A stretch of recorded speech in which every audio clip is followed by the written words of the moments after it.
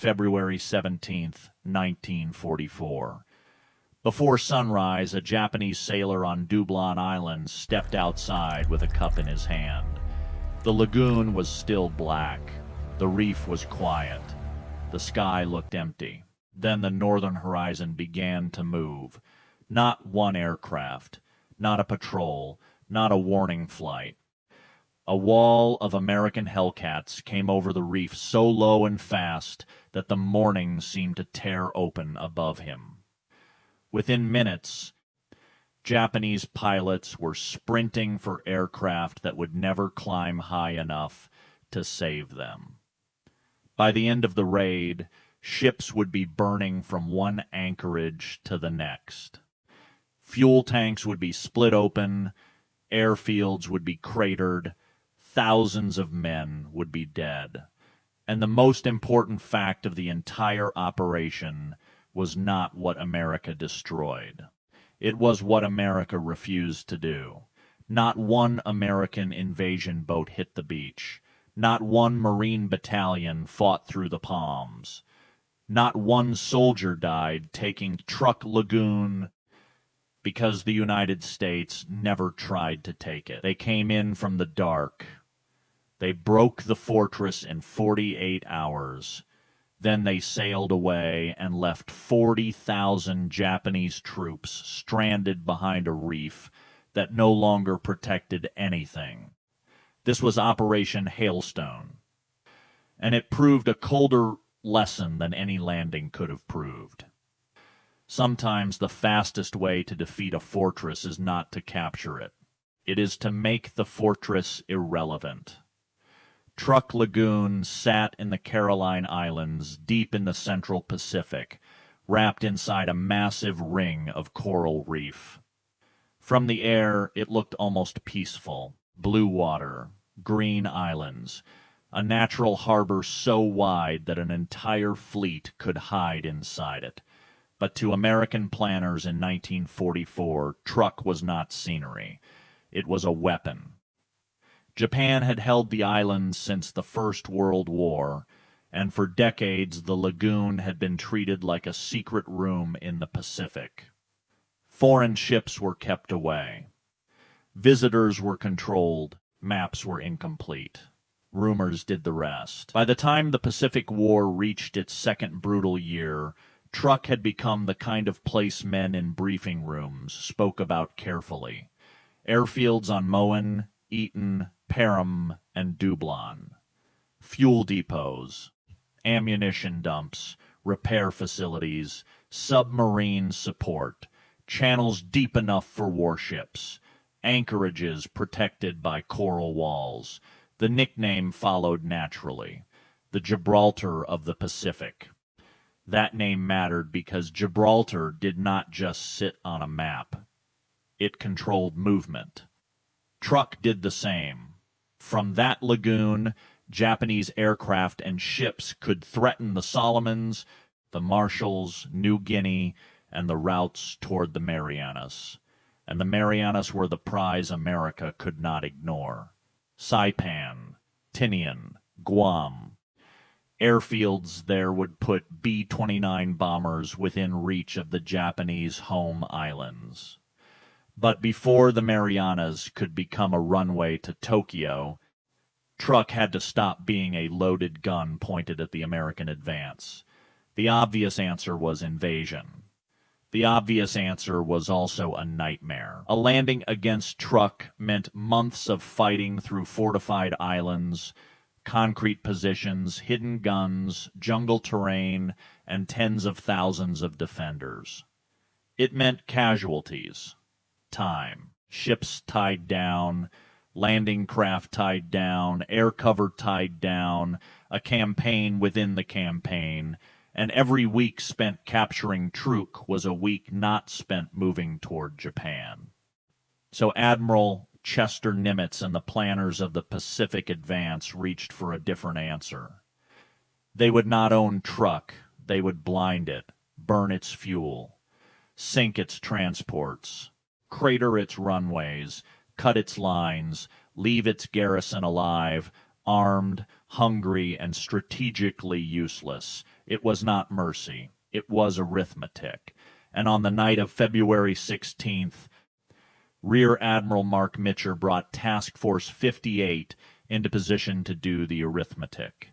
5 fleet carriers, 4 light carriers, fast battleships, cruisers, destroyers, hundreds of aircraft packed onto flight decks in the darkness.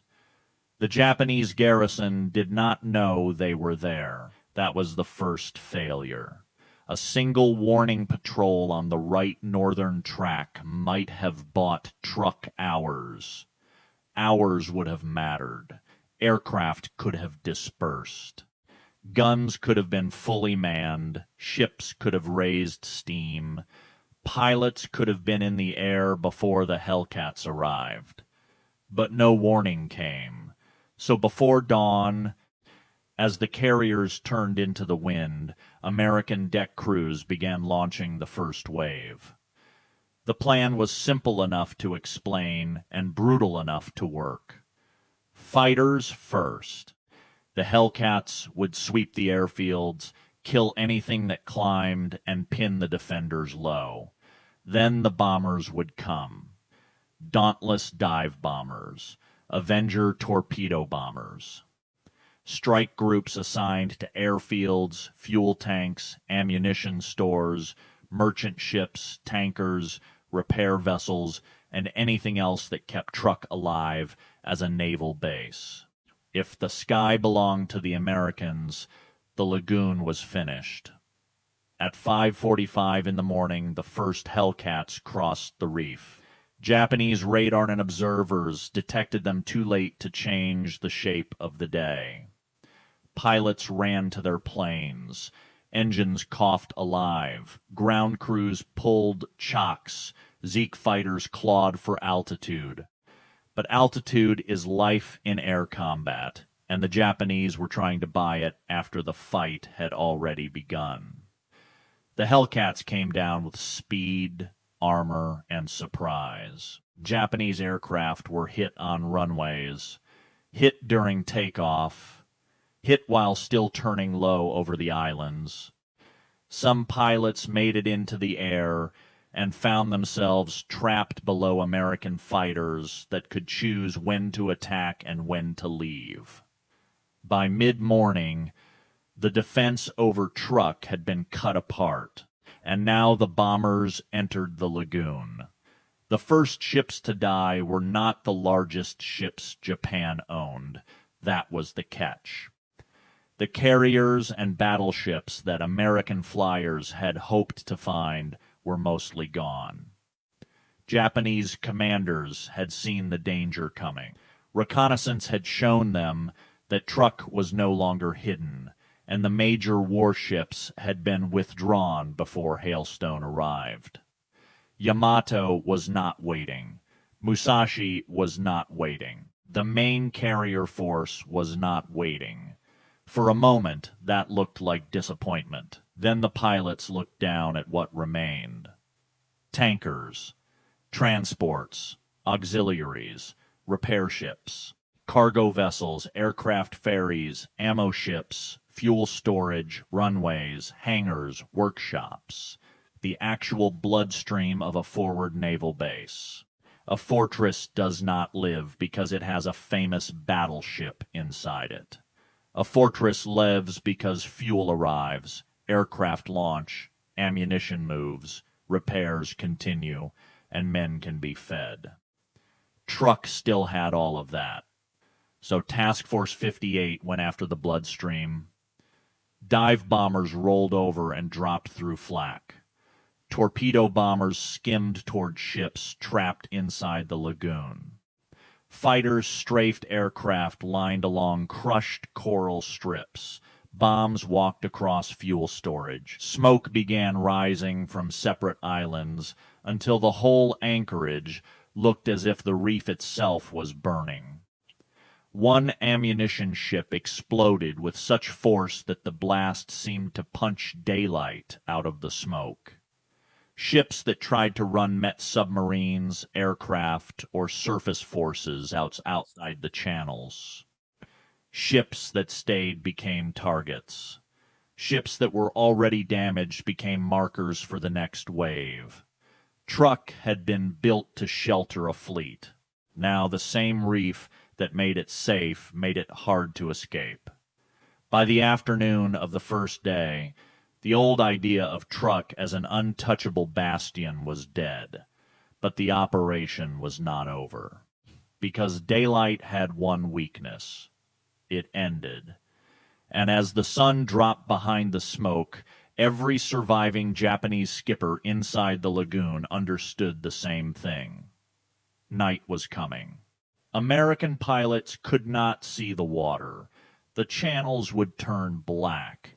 A damaged transport, a tanker, even a destroyer with enough steam might slip through the reef and disappear before morning. That was the gap. The old carrier doctrine had an answer for daylight. It did not have a strong answer for that kind of darkness. Carrier pilots had always feared the night for good reasons. A carrier deck is already a moving target in daylight.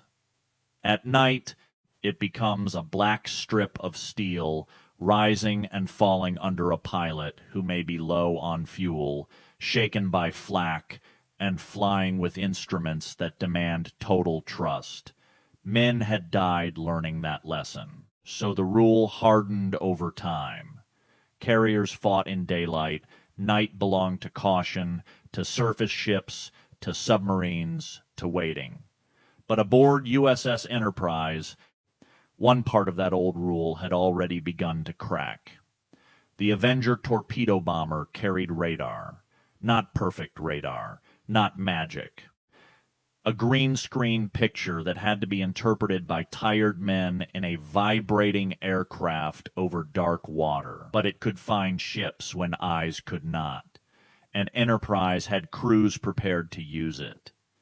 At 11 o'clock that night, 12 radar-equipped torpedo bombers lifted from the carrier deck and flew back toward Truk. There was no bright horizon. No island silhouette at first. No moonlit target line waiting for them. Just instruments. Headings. Altitudes. A black Pacific below. And the knowledge that the carrier they had to return to would be moving somewhere behind them when the attack was done. The radar screens began to paint the lagoon. At first, it was only a shape. Then the reef. Then the islands. Then small bright returns where steel sat against water. Ships. The Japanese crews below did not expect aircraft to find them this way. Their guns had been built around sight. Their defensive thinking had been built around sight. Their sense of safety after dark had been built around sight. The Avengers attacked the part of the battle nobody could see. They lined up by radar, released by calculation, pulled away into darkness while gunners fired at sound, muzzle flashes, and guesswork. Some bombs and torpedoes missed. Some found steel.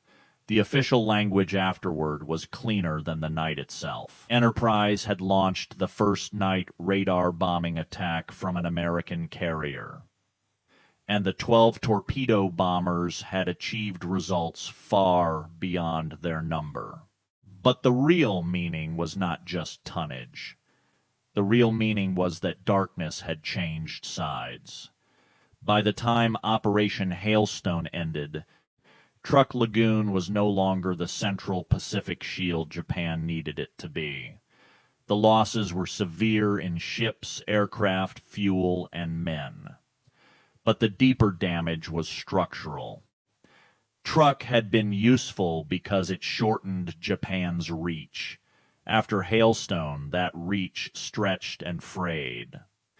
Fuel that once moved through the lagoon had to come from farther away. Ships that once refitted there had to run longer routes. Aircraft staging through the base could no longer rely on the same network. The garrison remained, but the machine around it had been broken.